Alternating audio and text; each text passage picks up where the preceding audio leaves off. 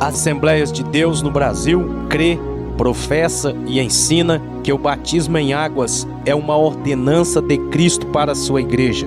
E essa ordenança foi dada por ordem específica do Senhor Jesus, conforme Mateus capítulo 28, versículo 19. Portanto, ide, ensinai todas as nações, batizando-as em nome do Pai e do Filho e do Espírito Santo. A igreja reconhece esse ato como testemunho público de uma experiência anterior chamada de novo nascimento. No novo nascimento, o crente participa espiritualmente da morte e da ressurreição de Cristo, conforme Paulo escreveu aos Colossenses no capítulo 2, versículo 12: sepultados com ele no batismo, nele também ressuscitastes pela fé no poder de Deus, que o ressuscitou dos mortos. O batismo nas águas é um ato importante e repleto de significados espirituais. Ele é administrado pela igreja ao crente mediante o arrependimento e confissão de fé, onde quer que o evangelho for pregado. A igreja administra o batismo por imersão do corpo inteiro uma única vez em águas, e isso é feito em nome do Pai, do Filho e do Espírito Santo. O termo batismo significa mergulho, significa imersão. Ao lermos alguns textos da palavra de Deus, percebemos que era dessa forma que o batismo era administrado no Novo Testamento. Em João, no capítulo 3, versículo 23, a Bíblia diz que João Batista batizava em Enom, porque ali havia muitas águas e vinham ali e eram batizados. Quando Jesus foi batizado, conforme Mateus escreveu no seu evangelho, no capítulo 3, versículo 16, está escrito que ele saiu da água após ser batizado. Não sendo diferente com o eunuco, a Bíblia relata em Atos capítulo 8, versículo 38 e 39, que ambos, tanto Filipe quanto o eunuco, desceram às águas e Filipe o batizou.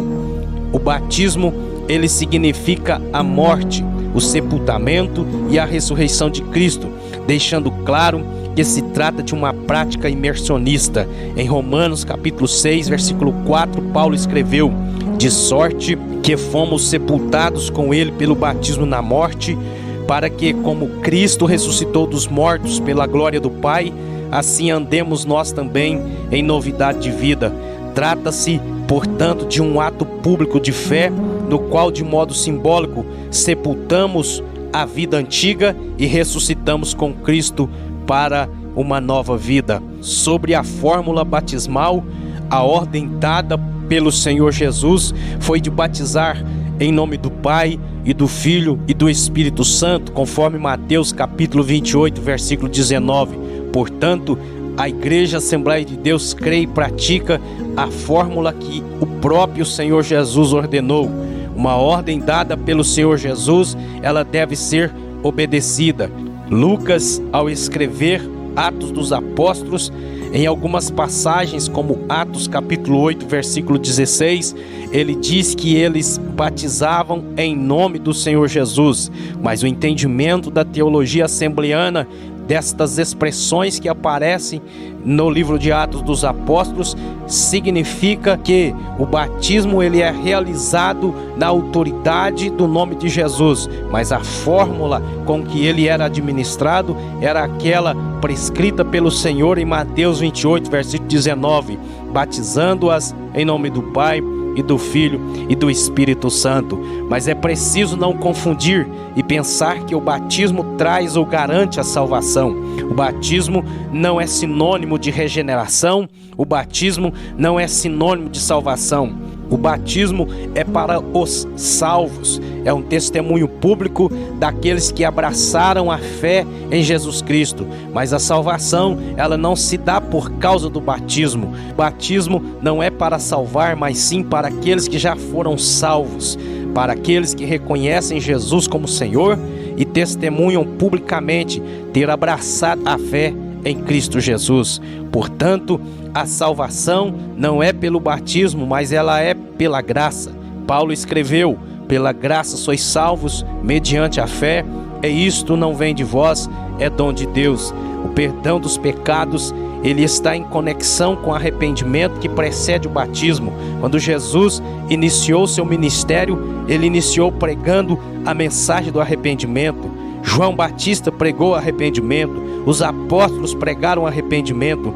Eles diziam: arrependei-vos, arrependei-vos. Em Atos dos Apóstolos, no capítulo 2, versículo 38, após o sermão pregado pelo apóstolo Pedro, as multidões que estavam reunidas ali perguntaram para os apóstolos: o que faremos então, irmãos? E Pedro respondeu: arrependei-vos e cada um de vós seja batizados em nome de Jesus Cristo para o perdão dos pecados. Mas esta expressão muitas vezes é interpretada erroneamente, imaginando que o batismo é essencial para o perdão, como fazem algumas seitas. No sermão seguinte, ele não mencionou o batismo como algo essencial para a salvação, pois quando ele prega no capítulo 3 de Atos, versículo 19 e 20, ele diz: arrependei-vos, pois, e convertei-vos, para que sejam apagados os vossos pecados, e venham assim os tempos de refrigério pela presença do Senhor, e envie ele a Jesus Cristo, que já antes foi pregado.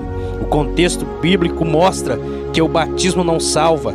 Em Marcos, no capítulo 16, versículo 16, a Bíblia diz: quem crer e for batizado será salvo, mas quem não crer já está condenado. Nesse versículo não há menção de batismo na segunda cláusula. Isso mostra o que leva à condenação é a falta de fé e não a falta do batismo.